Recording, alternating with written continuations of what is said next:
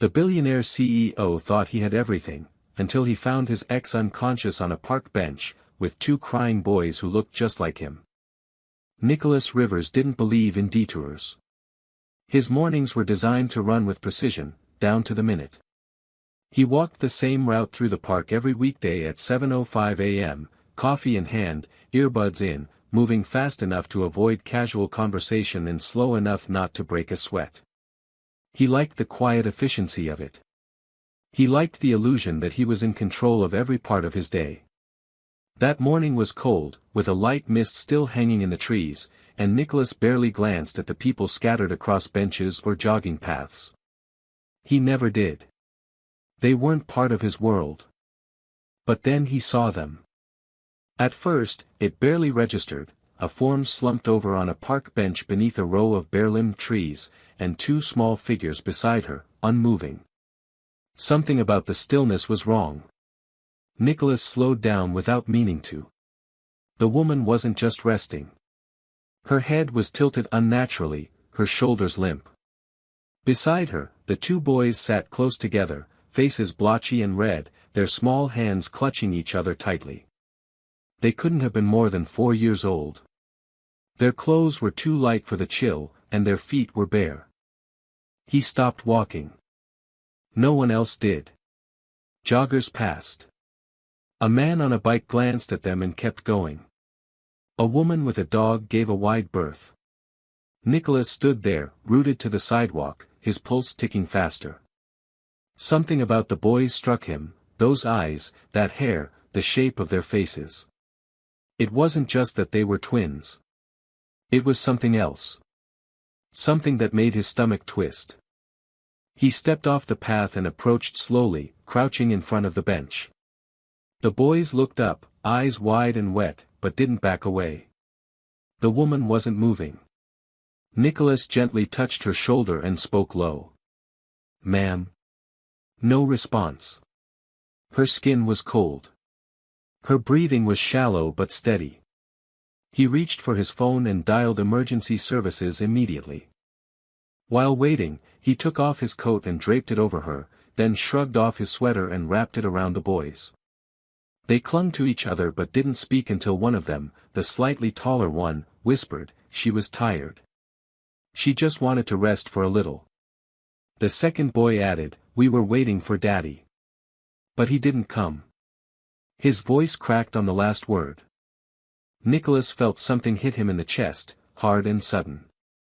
He looked at them more closely. Blue eyes. Dark, tousled curls.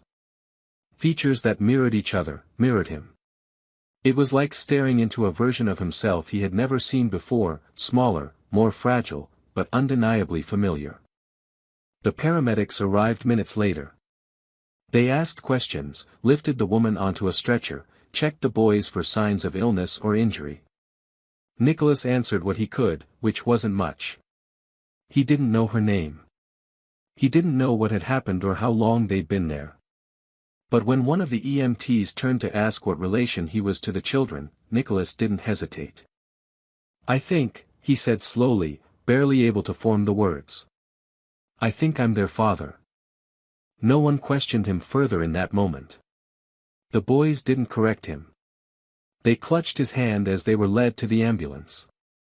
And Nicholas, who had spent his entire adult life building a fortress around himself, around his heart, his time, his identity, followed them without a second thought. He didn't know what would come next. But for the first time in years, Nicholas Rivers let life interrupt his plan. And it started with a woman from his past and two little boys who looked just like him, waiting for someone who hadn't come, until now. The hospital waiting room was too bright, too cold, and far too quiet. Nicholas sat in a stiff plastic chair, elbows on his knees, fingers laced tightly together. He couldn't stop replaying the last hour, finding her on the bench, the boys huddled together, the way one of them had looked at him like he was supposed to know what to do. He didn't. Not really. He hadn't seen Amber in nearly 5 years. He hadn't thought of her face in a long time, or at least he had convinced himself he hadn't. But the moment he saw her slumped on that bench, it all rushed back. Her laugh, her stubbornness, the way she used to talk with her hands when she got passionate about something. And now, she was unconscious in a hospital bed, and those boys with his eyes, were asleep on a cot in the next room. A nurse walked by and gave him a gentle glance, the kind reserved for people trying to look calm when they were anything but. He thanked her silently and stood to stretch, unsure what he was even waiting for. He had no legal standing. No paperwork. No proof. Just a gut-deep certainty and a voice in his head repeating what the little boy had said, we were waiting for Daddy. But he didn't come, He didn't know how long they'd been waiting. He didn't know how long Amber had been sick. He didn't know anything that mattered, and the guilt was starting to burn under his skin. He had left her. Not cruelly, not dramatically, just, walked away. They were happy for a while. It was real. But when his career took off, he chose ambition over her. She didn't fight him. She had simply vanished. Now he knew why. The doctor came out around noon. Nicholas stood quickly, heart pounding. She's stable, the doctor said. Exhaustion. Malnutrition. Dehydration. She's been under significant physical and emotional stress for a long time. Nicholas asked if she was awake. Not yet, the doctor replied. But soon. And when she does wake, we'll need someone she trusts. Nicholas wasn't sure that was him anymore. He went to the small room where the boys had been taken. They were curled together on the hospital cot, wrapped in a blanket far too thin for comfort. A nurse had given them juice boxes and crackers, and the tray sat untouched beside them. Nicholas sat on the floor, leaning back against the wall. He didn't want to scare them. After a while, one of the boys, Elijah, he remembered, stirred. His eyes opened slowly, still puffy from crying. Is she okay? He asked softly. She's going to be, Nicholas replied, matching the quiet of his tone. Elijah blinked at him, then glanced over at his brother still asleep beside him. Are you really our dad? Nicholas paused. There were 1,000 ways to answer that question. He could ask for a DNA test. He could deny it until he had proof. But none of that mattered to Elijah in that moment. What mattered was whether someone would stay. I think I am, Nicholas said. Elijah nodded once, then shifted a little closer to him before closing his eyes again. Later, when Amber woke up, a nurse came to get him. Nicholas stepped into her room slowly, unsure of what she would say, or what he would. She looked smaller than he remembered, her frame thinner, her cheeks hollowed out with exhaustion. But her eyes still had that same fire when they met his. I guess you found us, she said, her voice barely more than a whisper. I wasn't looking, he admitted. But I'm here. She studied him for a long moment. You weren't supposed to know. I know now. Amber closed her eyes for a second, as if holding something in. When she opened them again, her voice was stronger. They don't know who you are. Not really. I didn't tell them. I wasn't sure you'd ever care. Nicholas took a breath. I didn't know. If I had. She held up a hand, weak but firm. Don't say that. What's done is done. He nodded, swallowing the 1,000 things he wanted to say. Then he asked the only thing that really mattered. What do you need from me? Amber turned her head toward the window. For a moment, he thought she wasn't going to answer. Then she said, quietly, don't disappear. He stepped closer to the bed. I won't. And for the first time since that morning in the park, Nicholas wasn't thinking about his next meeting or the messages piling up on his phone. He was thinking about those 2 boys and the woman who had carried everything alone. And he was thinking about what it meant to finally stay. The next few days passed in a strange, quiet blur. Nicholas stayed at the hospital, though he didn't hover. He came early, left late, and spent hours just sitting nearby, sometimes in the hallway outside Amber's room, sometimes reading picture books to the boys in the pediatric waiting area. He canceled meetings without thinking twice and stopped answering most of his emails. His assistant, who had worked with him long enough to know better than to ask questions, sent short replies to clients and board members. "Mr. Rivers is currently dealing with a personal emergency." That was the truth, but it didn't even begin to explain what was happening. Amber's recovery was slow. Her body responded first, fluids, food, rest, but emotionally, she kept her distance. She let Nicholas be near, but there was a wall between them now, built from years of silence and choices that couldn't be undone. She didn't thank him for staying, and he didn't expect her to. They both understood that this wasn't about them anymore. It was about two boys who had spent too long waiting for someone to show up. The first night she was well enough to sit up, they talked. Not about the past, not about the why, but about the boys. Their names, their habits, the way Elijah refused to eat vegetables unless you called them tiny trees, the way Jacob liked to sleep with his feet sticking out from under the blanket no matter how cold it was.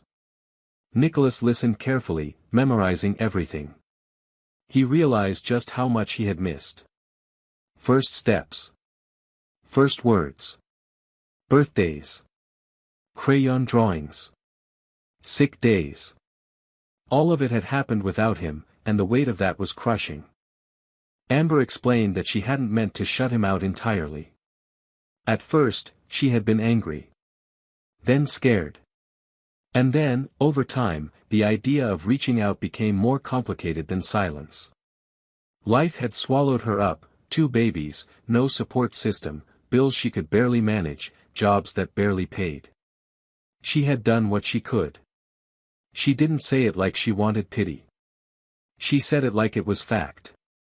And that, more than anything, made Nicholas want to step in and carry some of that weight now. He made arrangements to move them temporarily into a safe, furnished apartment closer to the hospital while Amber regained her strength. It wasn't his penthouse. It wasn't luxurious. But it was clean, warm, and had a view of a small park the boys could play in. Amber didn't argue. She didn't ask how much it cost or who paid for it. She simply nodded, exhausted and grateful in the quietest way. The boys adapted quickly to their new space. For children who had seen so much uncertainty, they clung to routine as if it were a lifeline. Nicholas became a part of that routine. He took them for walks, helped with bedtime, watched cartoons that made no sense to him but made them laugh hysterically. At first, it was awkward. He felt like a guest in his own story. But then, something started to change. Elijah began calling him Nick without hesitation. Jacob started saving drawings for him. One morning, when he showed up late after a conference call he couldn't avoid, both boys ran to him at the door as if he'd been gone for days. That moment nearly broke him. One night, after the boys were asleep, Amber stood beside Nicholas in the small kitchen, making tea. The silence between them wasn't uncomfortable anymore. It was filled with something else, respect, maybe. Or the beginning of trust. She passed him a cup and said, "They like you. I didn't know how they'd react, but, they're drawn to you. Like they just knew." Nicholas stared down into the mug, his voice lower than usual. "I'm scared of messing this up." Amber gave a tired smile. "Good. That means you care enough to try." And he did care. More than he thought he was capable of. He had lived his life in high-rises, surrounded by power and precision, always in control. But none of that had prepared him for this, for sticky fingers and bedtime tears and the aching desire to be worthy of something real. He hadn't earned their love yet. But he was beginning to understand what it would take. Not perfection. Not promises. Just presence. And for the first time, he wanted nothing more than to stay exactly where he was. Nicholas had always measured progress in results. Spreadsheets, milestones, quarterly goals, that's how he made sense of the world. But parenting refused to follow a formula. Some days felt like breakthroughs, others felt like failures. One morning would begin with laughter and end in meltdowns over mismatched socks. Still, the changes, though subtle, were undeniable. The boys were growing more comfortable around him, and he, in turn, was becoming someone they looked for in the room, someone they reached for when they were tired, or upset, or simply wanted to share a silly joke. Nicholas found himself checking on them at night not because he had to, but because he needed the reassurance that they were safe and real and still here. Amber was recovering slowly, both physically and emotionally. The circles under her eyes faded with each day of rest, and the stiffness in her voice softened during their evening conversations. She didn't talk about the hardest years she'd lived through unless he asked, but when she did, she was matter-of-fact. There had been nights without heat, weeks with barely enough food, moments when she'd considered giving up entirely. She told him that the only thing that kept her moving forward was the way the boys looked at her, like she was enough, even when the world told her she wasn't. Nicholas listened, ashamed at how easily he had forgotten her strength, at how completely he had underestimated what it had cost her to raise their children alone. He offered help cautiously, not wanting to overstep. He gave her space when she needed it, support when she accepted it, and made it clear, every day, in small ways, that he wasn't going to vanish again. It wasn't about grand declarations. It was about showing up, about doing the dishes without being asked, about sitting through the same cartoon 5 times in a row, about bringing her tea when he knew she wouldn't ask for it. And bit by bit, Amber began to let him in. The boys started asking questions, too, the kind Nicholas wasn't sure how to answer. One night Jacob asked why he hadn't been there when they were born. Elijah wanted to know if Nicholas had other kids somewhere else. Nicholas sat with them on the floor of the living room, trying to find the right words. He told the truth as best he could. He said that he didn't know they existed, and if he had, he would have come sooner. He said he had made mistakes, that adults sometimes did, and that he was trying every day to be better because they mattered more than anything. The boys didn't respond immediately, but later that night, Jacob slipped a drawing under Nicholas's door. It was of the 3 of them, stick figures with big smiles, standing under a blue sky with the word "Dad" scribbled above his head in bright red crayon. Nicholas kept it on his nightstand from that night on. Their days found rhythm. Mornings were still chaotic, full of cereal spills and lost shoes, but they were also filled with sleepy smiles and small hands reaching for his. Evenings meant story time, brushing teeth with too much toothpaste, and the quiet ritual of watching the boys drift off to sleep. Nicholas didn't miss the life he had before. Not the glass-walled office, not the constant pressure to outdo himself, not even the accolades. None of it compared to the feeling of 2 small heads leaning against his shoulders as he read the same picture book for the 3rd night in a row. One afternoon, Amber stood by the window, watching the boys play in the park below the apartment. She didn't speak right away. Nicholas joined her, arms folded, heart steady. Then she said, almost in a whisper, "They're going to remember this. Not the hospital, not how tired I was. They're going to remember that someone came for them." He nodded, unsure he could speak past the lump in his throat. She turned to him, her eyes tired but clear. "So don't disappear. Not now. Not again." "I won't," he said, and meant it.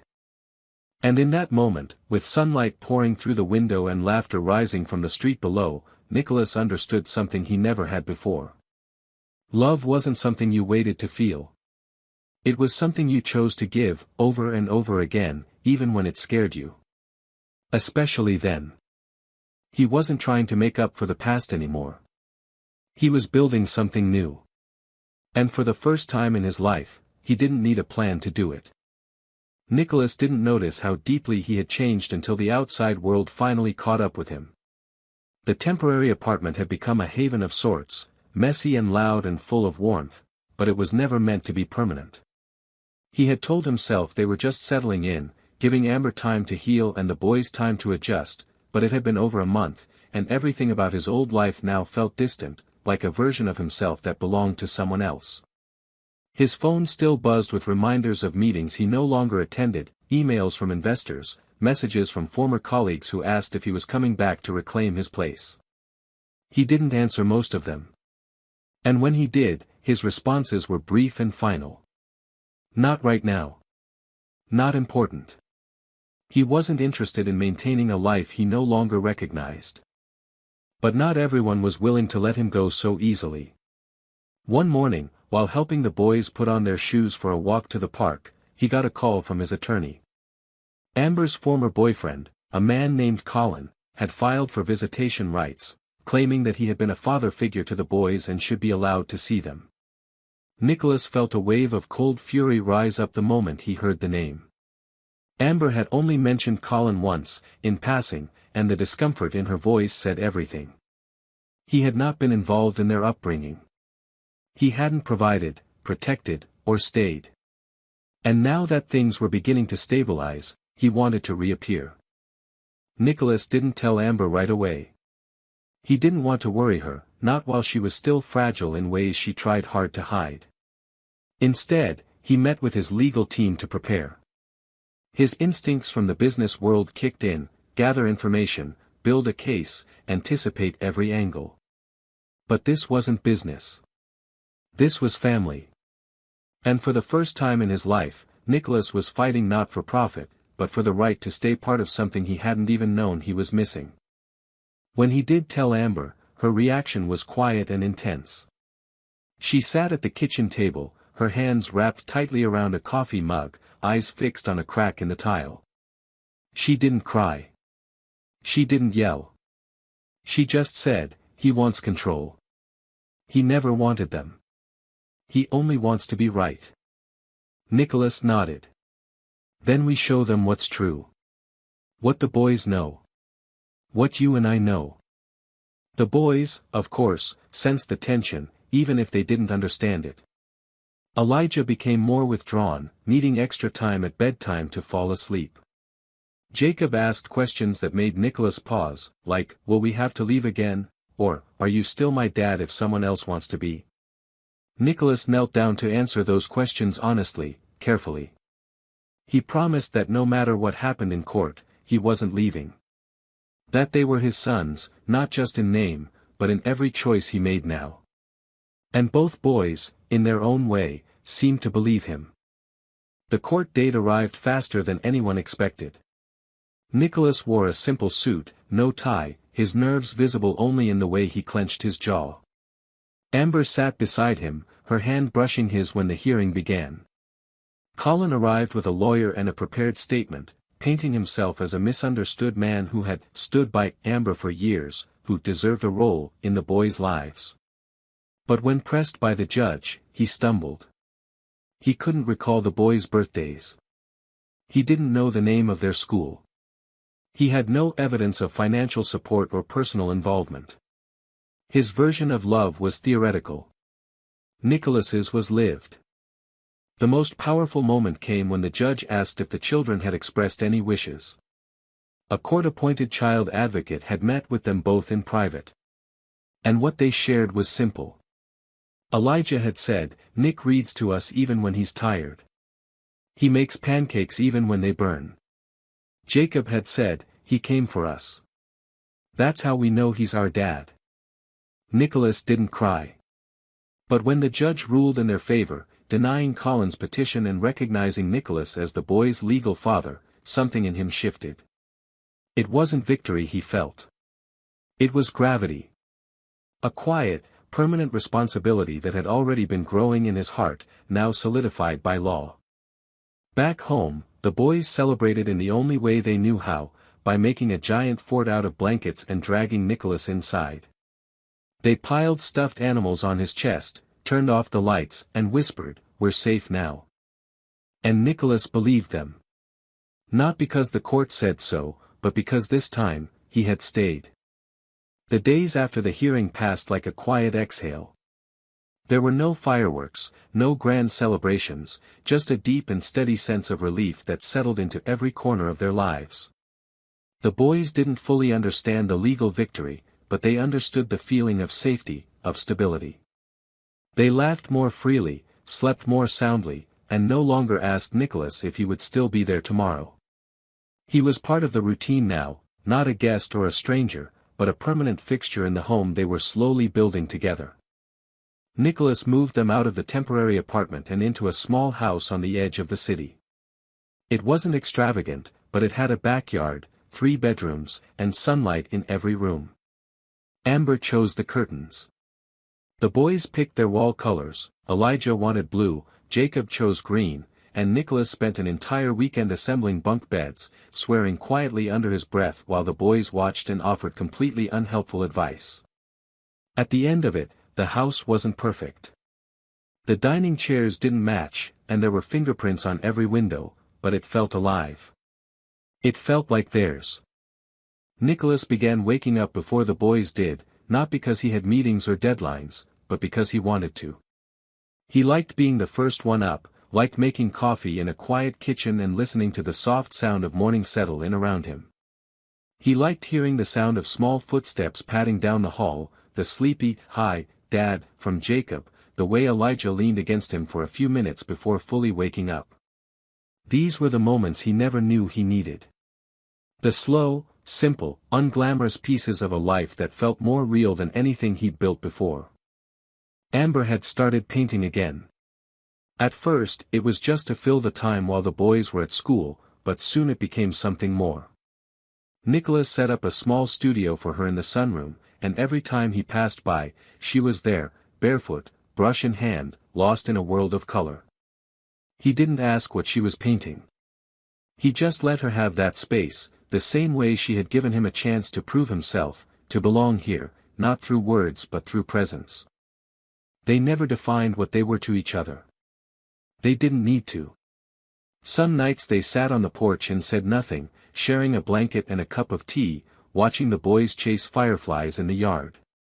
Other nights they talked for hours, about everything and nothing. Nicholas found himself opening up in ways he never had before, not just about his past mistakes but about his fears, his guilt, and the quiet joy he felt now that he never thought he'd deserve. One evening, as they cleaned up after dinner, Elijah pulled out a wrinkled piece of paper from his backpack. It was a drawing of their house, complete with crooked windows and smoke coming out of the chimney. He'd drawn himself, Jacob, Amber, and Nicholas standing in front, all holding hands. Above them, in big, uneven letters, he had written, "Home." Nicholas stared at it for a long time. He wasn't a man who got emotional easily, but something about that drawing hit him harder than any courtroom decision or business deal ever had.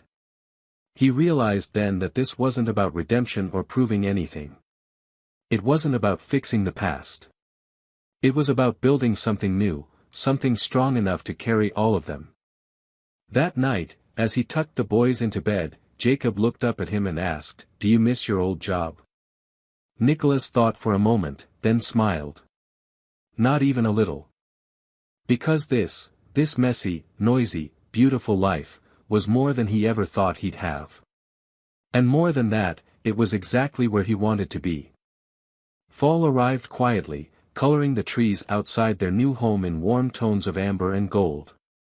The crisp air brought new routines, morning jackets, packed lunches, and the excitement of school days that began with laughter and often ended with sticky fingers from after-school snacks. Nicholas had adjusted to his role as a father in ways that surprised even him. He no longer second-guessed himself when it came to the small, everyday decisions. He packed their backpacks without needing a checklist, knew which socks Elijah hated, and could predict Jacob's moods based on what he chose for breakfast. There was a rhythm now, imperfect but real, and Nicholas had learned to trust it. Amber had started teaching a community art class twice a week at a nearby center. She would come home smelling faintly of oil paint, cheeks flushed, and eyes bright in a way Nicholas hadn't seen since before the hospital. He never told her, but he watched her more closely these days, not out of worry, but out of quiet admiration. Her resilience humbled him. She had carried everything alone for so long, and now that she didn't have to, she was starting to blossom again. He gave her space when she needed it and support when she let him in, and slowly, the bond between them deepened. It wasn't romantic in the traditional sense, not yet, but it was rooted in something stronger, shared trust, mutual respect, and the unspoken understanding of two people who had weathered a storm and were still standing. One Sunday morning, the boys came bounding into the kitchen, holding flyers from school. The fall festival was coming up, and they wanted Nicholas to volunteer. There was going to be a costume contest, a pie-eating race, and something called the Pumpkin Dad Dash, which involved running across a field while balancing pumpkins on your head. Nicholas groaned but agreed, and when the day came, he showed up in full costume, an oversized pumpkin suit that barely fit over his shoulders. The boys were thrilled.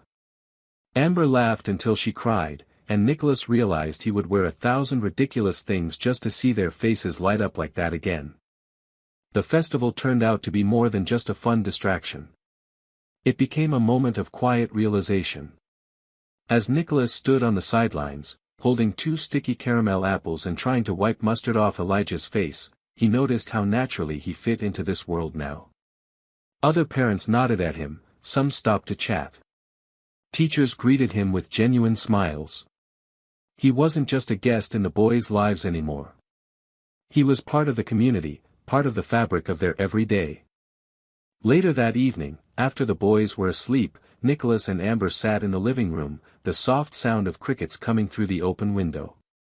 She leaned her head against his shoulder, and he didn't move, just breathed her in and felt the weight of the moment settle around them. She whispered, "You've changed."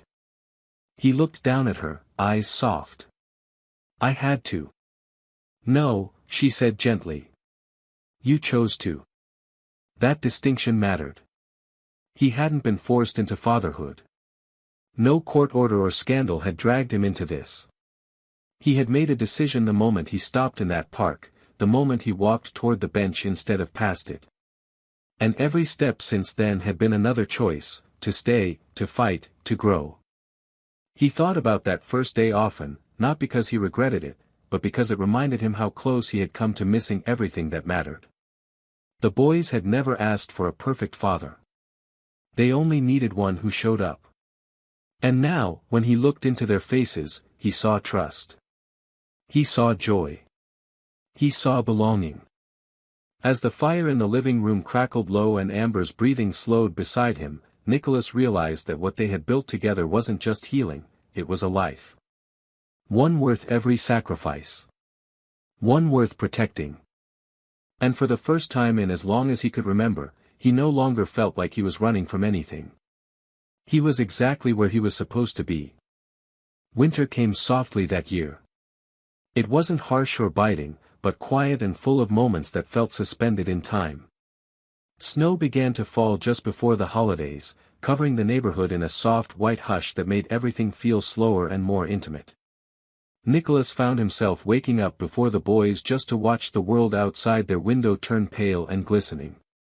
It was the kind of season he used to ignore completely, buried in meetings, deadlines, and constant travel, but now he welcomed it, because it meant more time indoors with the people who had become his entire world. The house was filled with warmth and noise. The boys made paper snowflakes and stuck them to every surface they could find. Amber baked cookies that never looked quite right but always disappeared before they cooled.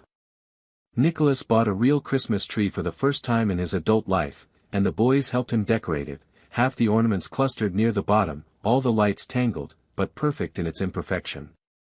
They watched holiday movies under one blanket, drank cocoa with too many marshmallows, and spent snowy afternoons building lopsided snowmen in the yard. It wasn't picture perfect. There were still arguments over bedtime, spilled juice, and laundry that piled up faster than it could be folded. Nicholas still had moments where he questioned himself, where the weight of responsibility hit him hard. But those moments didn't last. They were replaced by others, Jacob falling asleep on his chest after a long day, Elijah asking for help with a school project, Amber reaching for his hand when she thought no one was looking. These were the things he'd never known he wanted, the kind of fulfillment that didn't come with titles or power but with presence. On New Year's Eve, they didn't go out or host a party. They stayed home, just the 4 of them, in pajamas and mismatched socks. The boys were determined to stay up until midnight, though Jacob fell asleep before 10 and Elijah made it only to 11. Nicholas and Amber sat together on the couch, a quiet playlist humming in the background, watching the fire burn low in the hearth. She turned to him at one point, her voice soft and sure, and said, "This is the life I dreamed of, back when it felt impossible." Nicholas didn't speak right away. He just looked at her and then at the photos now lining the mantel, the boys in the park, Amber painting in the sunlight, all four of them at the fall festival, laughing. "Me too," he finally said. "I just didn't know it." Midnight came and went without fanfare. There were no fireworks, no champagne. Just the two of them sitting in the quiet of a house they had filled with something real. When he carried the boys to bed, one at a time, Nicholas paused in the doorway of their room and took in the sight of them, curled up beneath dinosaur blankets, cheeks flushed with sleep. He had no idea what the future would bring. There would be challenges, mistakes, probably heartbreak at times. But there would also be growth and joy and the kind of love that stays steady no matter how messy things get. He stepped out into the hall and turned off the light, the soft sound of their breathing behind him. When he reached the living room again, Amber was still on the couch, a book in her lap, eyes heavy with sleep. He sat beside her and pulled the blanket over both of them. She leaned into him without a word, and in that moment, Nicholas understood something he hadn't before. Life hadn't given him a second chance. It had given him the first real one. Not the version built on ambition or control, but the one built on connection, on forgiveness, on quiet moments that meant everything. He hadn't planned for any of this. But it was his. All of it. And he would never let it go. The ending of this story feels like a quiet triumph, one that doesn't need a dramatic twist to leave a lasting impact. What makes it so powerful is how grounded it is in emotional truth. Nicholas doesn't become a hero because he saves anyone. He becomes one because he chooses to stay, to listen, to show up, and to grow. The story doesn't reward him with a fairy tale version of redemption. Instead, it gives him something better, real, imperfect love, and a life built through presence, not perfection. What struck me most about the conclusion is its softness. It doesn't shout its victory, it breathes it. The boys are safe. Amber has support. Nicholas has finally stepped into the version of himself that had been buried beneath years of ambition. And what he gains is not just family, but meaning. He doesn't get a second chance at the life he lost, he gets the first true one he's ever lived. To me, that's the most beautiful kind of ending, one that feels earned, honest, and full of quiet hope.